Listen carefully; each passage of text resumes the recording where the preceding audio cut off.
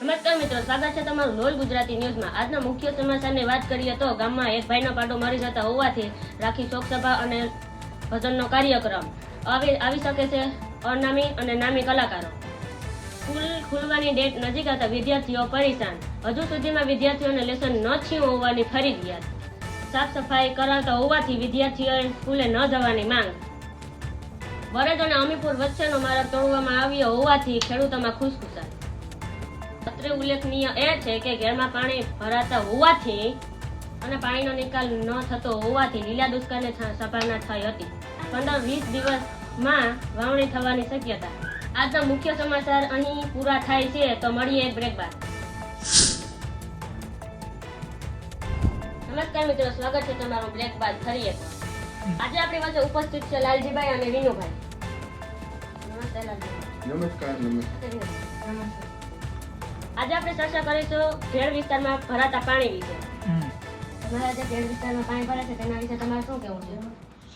Cell ફરેની ક્ષેત્રે કાજુ ભાંગે ખેડ, ચણા કુંતરીનું મૂળ, ઘર ભરી જાય ખેડ, આવો છે અમારો ખેડ, આવો છે અમારો ખેડ।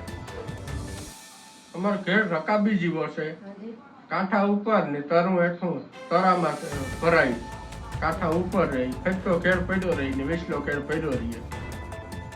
ખેડનો ઇતિહાસ બહુ જૂનો છે, મને ખબર નથી કેટલો જૂનો છે।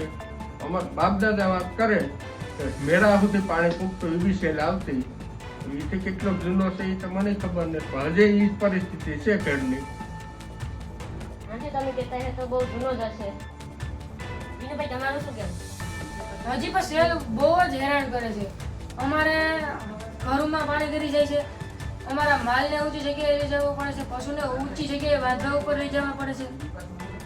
પાણીના હિસાબે તો આપણે સુખી છે, પાણી ન આવે તો આપણો અન્નાય ફાફા થાય। આ તમે લુગડા બદલાવે ફેર્યો એ ફેરે ન હજી પાણી થકી તો આપણે આ બધું સુખી છે। આતા તમને કાં ખબર તમે હશે કાં કંઈક જોયું હોય? તમે તો ઉષણવાળી જગ્યામાં રહ્યો, આ નિશાળવાળી જે જગ્યા છે એમાં કેટલું પાણી ભરાય ખબર પડશે? તમે પાણીમાં જ મોટા થયા, પાણીના તમને કામ ખબર હોય? તમે પાણીમાં જ મોટા થયા, ત્રાપા લઈ લઈને અમે નીકળતા, એવા તમારે બેદી પાણી આવે તો તમે રાડી ચડે જાઓ।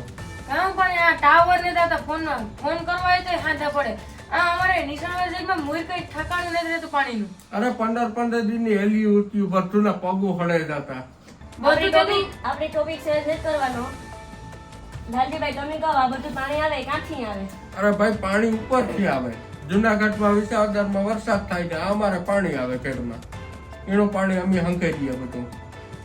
સંગ્રહને આપણે કરીએ, સંગ્રહને કારણે આપણી બહાને નેત નીકળી શકતા, કોકને દવાખાને લઈ જવા તો નથી લઈ જવા શકતા, ટાવરો નતા તો ફોન નથી કરી શકતા, શાકભાજી ને હાથા ખાવાના હોય હાથા। એ ભાઈ તમારે રસ્તાની સુવિધા જોઈએ, રસ્તા થાય તો પુલિયા મૂકવા નથી દેવા, તો પછી દવાખાના નહીં હાંધા થાય, શાક બકાલા નહીં હાંધા થાય, તો પછી તમારે બધું સગવડ જોઈએ, સુવિધા જોઈએ તો એ ન મળે। સરકાર શું કરે એમાં? સરકાર જો ધારે હકે ને તો બધુંય કામ કરી નાખે। હવે તમે આજકાલની પ્રજા શું જાણો? આતા જરાક લિમિટમાં હો। અરે લિમિટ ને તમને શું ખબર પડે આમાં?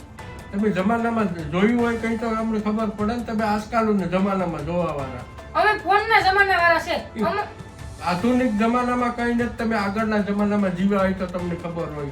વૈજ્ઞાનિકો કેટલા તોડાય ખબર છે? વૈજ્ઞાનિકોના કારણે આપણે અટાણે આપી ગયા। વૈજ્ઞાનિક આજકાલના, અમારા જમાનામાં વૈજ્ઞાનિક ક્યાં હતા?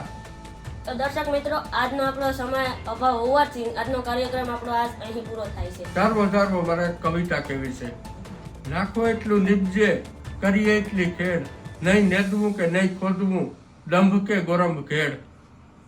અને સરસ કવિતા છે। ધન્યવાદ લાલજીભાઈ, ધન્યવાદ વિનુભાઈ। તો મિત્રો, આજનો કાર્યક્રમ આપણે અહીં પૂર્ણ કરીએ છીએ, તો જોતા રહો તમે લોલ ગુજરાતી। રજા આપશો? નમસ્કાર, આભાર।